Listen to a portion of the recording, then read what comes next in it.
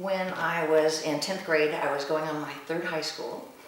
I lived on my own and worked, and then when I switched to the new school, I was signing up for my schedule, and I was trying to, anything that fit around my work was what I wanted.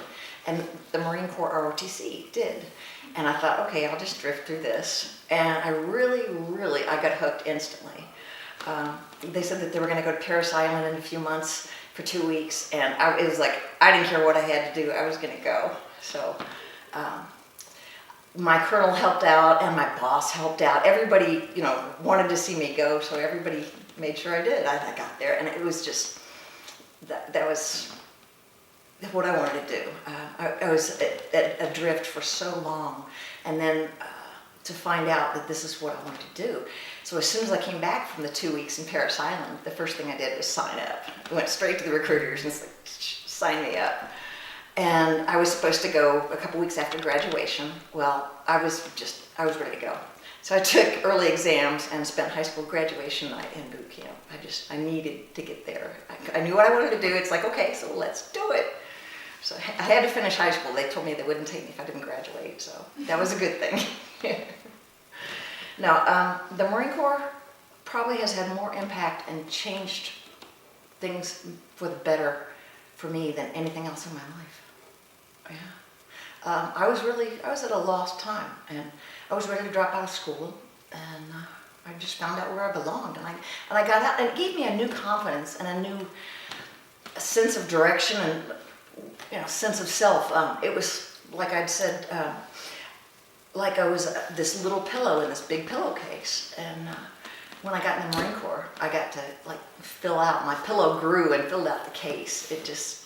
It told me who I was and what I could do. I didn't have any confidence or any abilities, and it changed things. It definitely did. Yeah.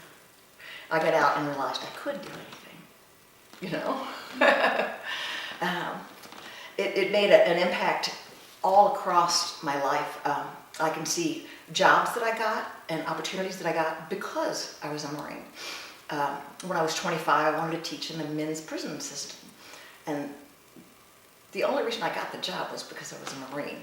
They thought, okay, she'll not panic at least. And when I got in the prison system, of course, all of the male Marines came up and they said, we're here, we got you. And I was probably the safest person in the whole prison. Marines have always been there. Still, to this day, my drill instructor from 40 years ago, okay, she's telling me today, she says, you got this. She wouldn't give me any hints of what she thought I should say, but she said, you got this, you can do this, you're a Marine. And I was like, ah. And that's 40 years later, and we're still close. That's special. You can't get that anywhere else. You don't get that at any of the Ivy League schools or anywhere else. And I would never have even attempted college if it hadn't been for the Marine Corps. And then I found out I was good at that. One example of what the Marine Corps did for me, it pissed me off for about a year. When I was in law school, the first day, we had a case that we had to read a lot of cases, but the first one was totally indecipherable, and I read it 11 times, and I had no clue what it meant. And I get to class, and of course, he calls on me first, and I was just, the only thing I could remember was from Paper Chase, I'm sorry, sir, but I'm unprepared. So I stood up and said that, and he just shredded me. He called me everything. Get out of class, you're taking up a seat from somebody who belongs here, and on and on. So I busted butt throughout the whole year, and I really did well in that class. Didn't have the best grade, but I had one of them. And he told me afterward, he called me to his office, and he says, I do that to somebody every year. And I said, do what? And he said, well, you remember the first day. And I said, yes. And he said, well, I saw that you had taught in prison and that you were a Marine. And he said, you were the only one that I was pretty sure wouldn't quit. So the Marine Corps has done me a lot of different services. Definitely. In 40 years, it has changed amazingly. When I was in boot camp, they wanted me to they had several of us, they pulled aside, and we did a makeup class so they could show it for recruiting, blue eyeshadow and all. We had lesser standards for physical. Now, no. Women, as of 2013, Leon Panetta fixed it so women could actually be in combat. 2 years later, Ash Carter said, yes, you can have any combat position, any job. And now, women don't get the advantage. Women have to go in with the same standards as the men. And that's what they have to do. If you want to get respect and be accepted by the guys, you have to do the same thing. You know, we're 7 to 9%, depending on who you look at it, of the Marine Corps. And if you want respect, you're watched at every angle. You've got to do the same thing and sometimes more. So now, a woman just graduated from infantry officer school.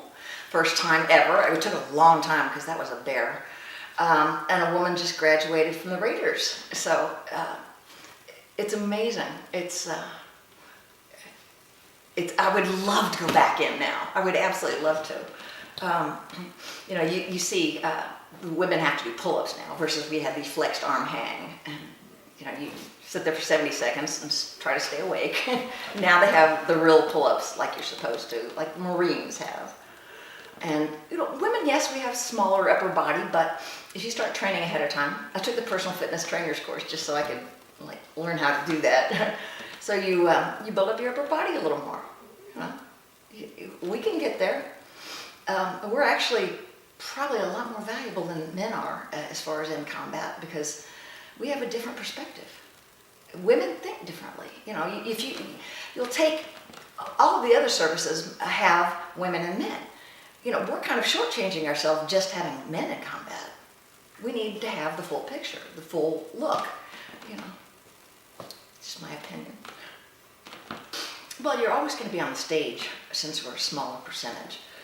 Do the best you can and kick ass, take names. I'm saying, you know, most of the guys are your friends. There are always going to be a small percentage that don't think women should be in no matter what, whether you do the exact same thing or more.